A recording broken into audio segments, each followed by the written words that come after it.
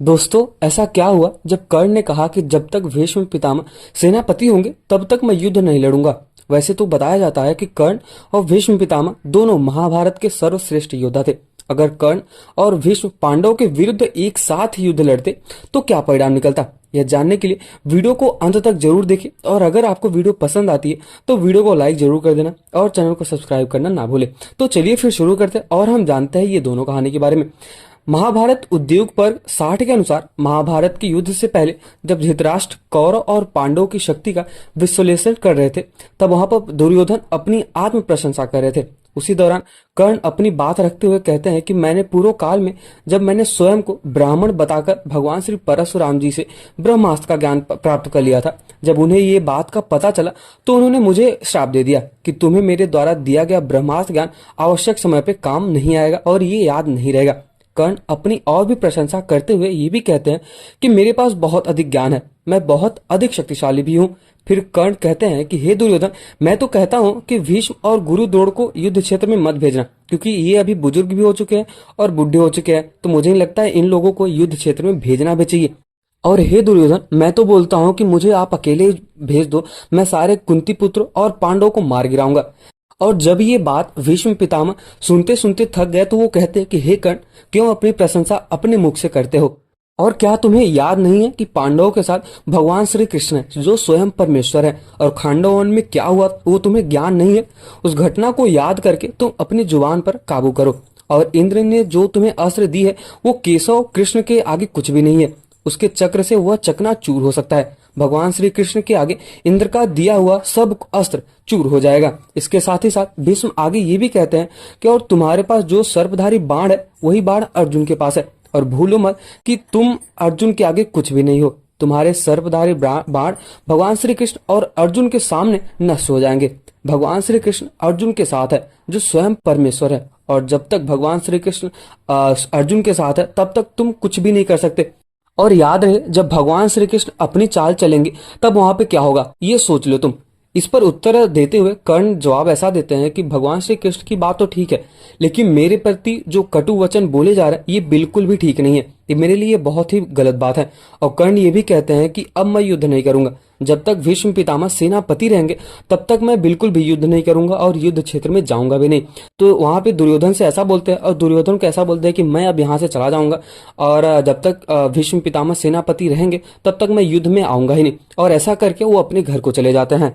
दोस्तों, अभी कल्पना कीजिए कि कर्ण और भीष्म पितामह अगर दोनों महाभारत के जो सर्वश्रेष्ठ योद्धा माने जाते हैं, अगर वो दोनों युद्ध भूमि में उतरते और साथ युद्ध करते तो क्या होता? कर्ण और भीष्म पितामह दोनों ही महाभारत के महान योद्धा माने जाते हैं। अगर ये दोनों पांडवों के विरुद्ध एक साथ युद्ध लड़ते तो शायद युद्ध का परिणाम कुछ और भी अलग हो सकता था, लेकिन भाग्य और उनके व्यक्तिगत विचारों ने इन्हें एक दूसरे का सहयोगी बनने नहीं दिया।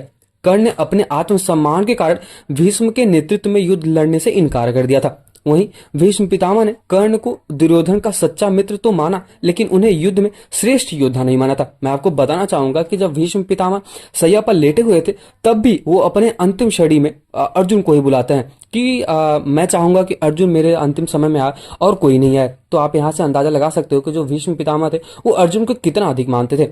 तो चलिए फिर अभी हम ये जानते हैं कर्ण और पांडवों की शक्ति का विश्लेषण करते हैं। दोस्तों, अगर हम कल्पना करें कि कर्ण और भीष्म पितामह एक साथ पांडवों के खिलाफ युद्ध लड़ते तो युद्ध की दिशा क्या होती? तो चलिए फिर सबसे पहले हम कर्ण की विशेषता के बारे में जानते हैं। कर्ण के पास कुंडल और कवच था, भगवान परशुराम का दिया हुआ ज्ञान और इंद्र से प्राप्त शक्ति और दिव्यास्त्र भी थे, लेकिन उनकी सबसे बड़ी कमजोरी तो यह रही कि उनका आत्मविश्वास कभी कभी अहंकार में बदल जाता था। अब हम यही अगर हम भीष्म पितामह की विशेषता के बारे में बात करें तो भीष्म पितामह ने इच्छा मृत्यु का वरदान प्राप्त किया था और वो युद्ध में अपराजित थे, लेकिन उनके भीतर एक दुविधा थी कि वे कौरवों का साथ तो दे रहे थे लेकिन उनका मन पांडवों की ओर था। दोस्तों, अब यही अगर हम पांडवों की शक्ति के बारे में जाने तो उसके बारे में जानते हैं। पांडवों के पास स्वयं भगवान श्री कृष्ण थे और उनका मार्गदर्शन भी था। अर्जुन का धनुर्विद्या कौशल और भीम का बल, युधिष्ठिर की रणनीति तो अलग ही लेवल की। तो यहाँ पे आप तुलना कर सकते हो कि पांडव और कर्ण में कौन सबसे अधिक शक्तिशाली होता। और अगर कर्ण और भीष्म पितामह दोनों युद्ध लड़ते तो भी मुझे नहीं लगता कि वो युद्ध में जीत पाते। तो चलिए फिर अभी हम ये जानते हैं कि युद्ध का परिणाम क्या होता और अगर कर्ण और भीष्म पितामह एक साथ लड़ते। अगर भीष्म और कर्ण ने मिलकर पांडवों के विरुद्ध युद्ध लड़ा होता तो पांडवों के लिए यह युद्ध और भी कठिन हो जाता। लेकिन भगवान श्री कृष्ण के होने के साथ ही साथ पांडवों को हमेशा एक दिव्य सहायता मिलती रहती है। भगवान श्री कृष्ण ने कौरवों के हर योद्धा की कमजोरी को समझा था और उसके साथ ही साथ युद्ध की रणनीतियां भी बनाई थी। जैसे भीष्म को पराजित करने के लिए शिखंडी को सामने लाया गया। इसके साथ ही साथ कर्ण के कवच और कुंडल को इंद्र के माध्यम से पहले ही छीन लिया गया। यह सब ये दर्शाता है कि भगवान श्री कृष्ण की रणनीतियों ने पहले से ही पांडवों को विजय दिला दिया था।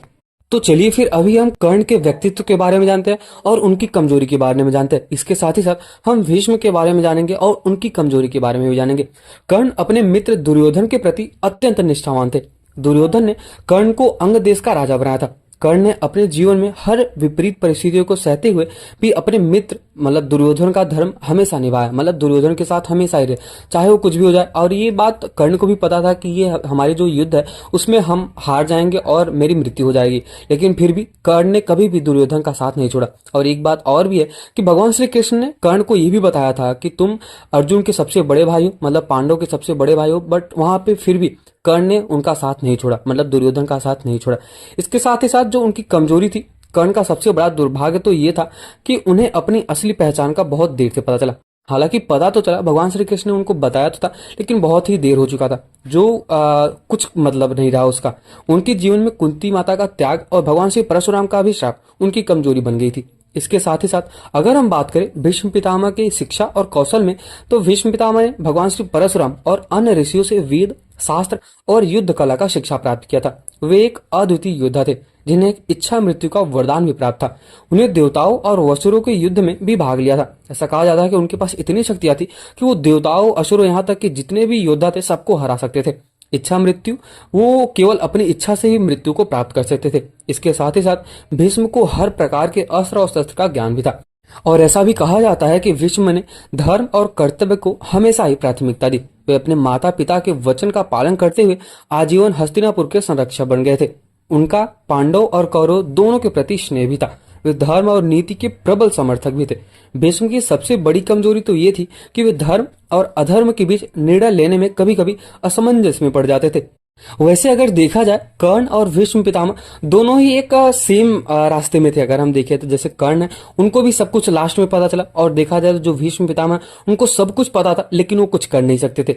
तो अगर देखा जाए तो जो कर्ण है और भीष्म पितामह दोनों ही एक रास्ते पे थे। महाभारत के युद्ध के दौरान कर्ण और भीष्म पितामह के बीच जो मतभेद है वो भी मैंने आपको पहले ही बता दिया। और मैं आपको बताना चाहूंगा कि भीष्म पितामह कर्ण को कभी भी सच्चा क्षत्रिय नहीं मानते थे, क्योंकि वो सूत पुत्र थे। कर्ण को भी भीष्म के प्रति यह शिकायत थी कि उन्हें हमेशा कम आंकते थे।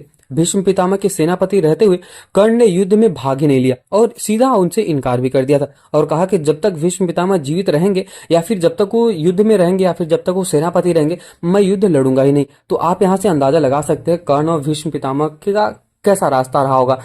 तो अगर आपको ये वीडियो पसंद आया हो तो वीडियो को लाइक जरूर कर देना और चैनल को सब्सक्राइब तो अवश्य कर देना। और जाते जाते एक बार कमेंट सेक्शन में अगर आपको कुछ भी सुझाव देना है, कुछ भी सलाह देना है, तो आप कमेंट सेक्शन में बता सकते हो। और एक बार कमेंट सेक्शन में जय श्री कृष्ण तो जरूर लिखना, और आपके हिसाब से कर्ण या फिर अर्जुन कौन सबसे अधिक शक्तिशाली था, तो आप कमेंट सेक्शन में जरूर बताएं। मिलते हैं किसी और वीडियो में, तब तक के लिए जय श्री कृष्ण।